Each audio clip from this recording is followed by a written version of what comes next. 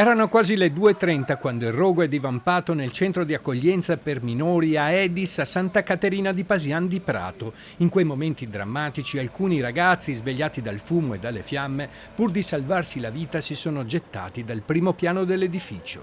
All'interno c'erano 11 minori e alcuni educatori. Nel rogo è morto un ragazzo di 17 anni, Ledian Imerai, cittadino albanese. Salvo ma gravemente ustionato un giovane ghanese di 16 anni che divideva la stanza con lui. Ferito ma non in pericolo di vita anche un educatore. Ledian Imerai era arrivato a Trieste come minore non accompagnato nel 2020, poi era stato trasferito nella comunità di Pasian di Prato. Qui aveva frequentato le scuole medie e poi le superiori in un centro professionale, seguendo con profitto e interesse il corso come carrozziere, sua grande passione.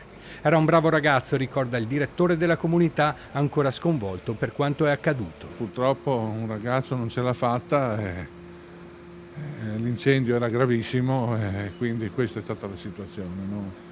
Altro non so che dirle, è un momento difficilissimo per noi perché perdere un ragazzo,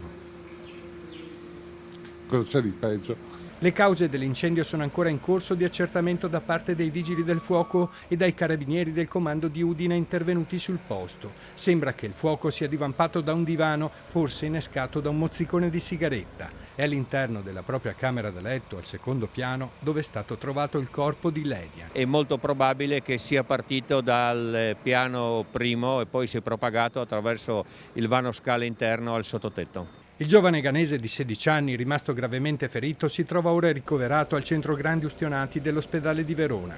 Gli altri minorenni sono stati subito ricollocati in altre strutture della cooperativa. I ragazzi sono già stati ricollocati nelle altre strutture, la preoccupazione in questo momento è per i residenti degli altri appartamenti del condominio per i quali stiamo verificando l'agibilità. Una tragedia veramente inaspettata ed è anche piuttosto incomprensibile perché stiamo parlando di strutture altamente qualificate. L'immobile è ora sotto sequestro, la salma del giovane 17enne a disposizione dell'autorità giudiziaria. Nei prossimi giorni si stabilirà quando eseguire l'autopsia.